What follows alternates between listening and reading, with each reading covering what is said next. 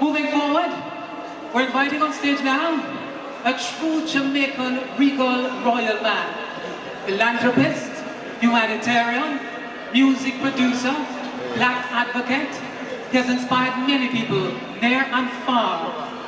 Father, friend, okay?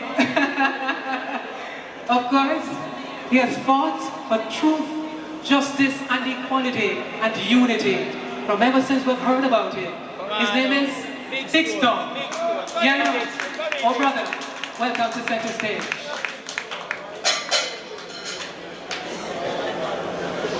Thank you so much, Talia.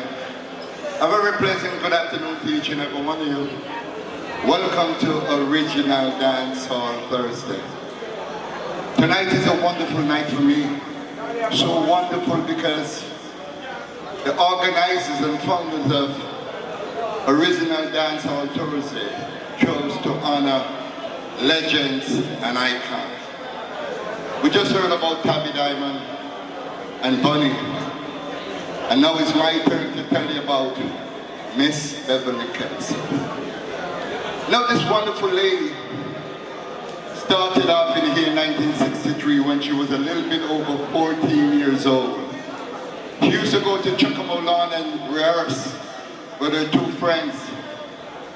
And one particular evening she was doing a Patti LaBelle song down the aisles and the whole of Chuckamo Lawn flat, because to sing a Patti LaBelle at 14 years old, you have to be exceptional. After she teared up Chuckamo Lawn and went home back to Columbus Road in Trenchtown, Bob, yes, Robert Nesta Marley, heard about the commotion that this little 14-year-old created at Chuckamo Lawn, and he went to look for her. When he got to her doorstep, he started to ring on the gate just a little bit. And then when she couldn't hear, he walked in behind the gate. And he said, "Is it possible for me to speak with Beverly?" Now Beverly is a very modest young little girl that believes in her mother. If you listen to her on the radio, she talk about her mother all the time. I can't do nothing without my mother. Anyway, she invited Bob to come and sit on the veranda. But being the revolutionary soldiers from just a little tap, he decided to sit on the veranda. Anyway, her mother came out and said, "What can I do for you?" And Bob said, "Well, I heard about this beautiful voice that your daughter has and we'd like for her to be a part of the group." And she said, "Well, of course, if you all promise to take care of her, she can join this group." She left and went with Bob, Peter Tosh, Bonnie Wailer, and Junior Brathwaite. They walked all the way up Collie Smith Drive and walked through what is now known as Calvary Cemetery, but back then it was known as Arms House Cemetery. And she went and met with Mr. Dodd. When she went and met with Mr. Dodd, Bob introduced the group, and immediately they went into the studio and did their first song with Cox and Dodd. And that first song is Simmer Down. After they recorded the song in the morning, that song was mixed by midday. It was mastered and it was released to the public by the nighttime. And by the following day, Simmer Down was playing all over the radio. It wasn't a one-hit wonder for her.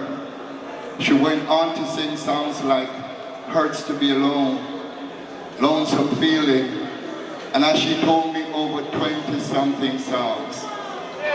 Now what struck me about Beverly Kelso, she was so modest and she saved up her money.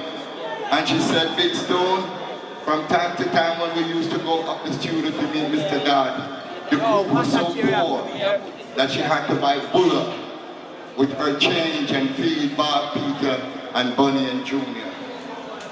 Fast forward to the year 2023 when she came to Jamaica last year. And they were honoring everybody with the order of distinction, the order of merit, the order of this and all of that.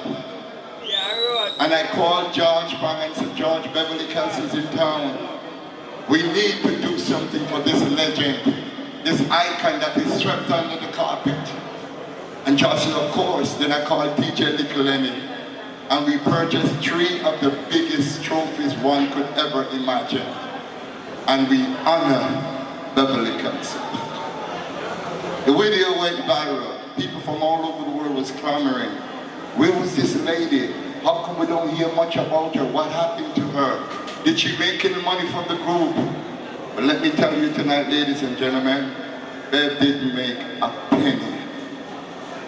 For all the songs that she sung, she didn't do or make a penny. After about 3 years, she migrated to the United States.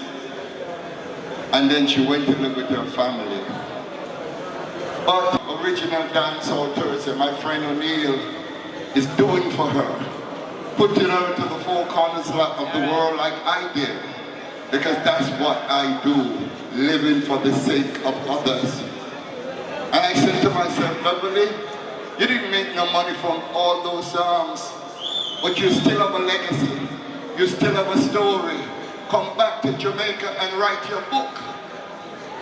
And guess what? She's back in Jamaica to write her book, My Childhood Days as a Wailer. This Sunday, she will be celebrating her 76th birthday. She's an elderly woman. She should have been living on a hill up there by Cherry Gardens or Jackson, but she still lives in the cold in the Bronx. And we must respect her and change that. And I promise I will change that for Beverly. So tonight I'm not going to even be much longer. I just want to salute you, O'Neill, Peter Mitchell, all the people and the sponsors from the United States of America, for what you all did for Beverly. She's a crybaby and so am I. I'm eternally grateful for all of you coming out and paying respect, because most of you have never seen her before. But you will get a chance to see her, and here she sings, Simmer Down, and it hurts to be alone. Thank you all for coming out. Yes. And you will see Beverly Kelso, a living legend, a living icon, one of the greatest reggae group that ever come out of Jamaica.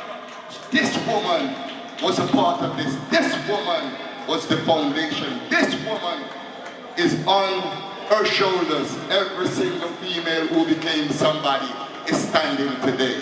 Thank you.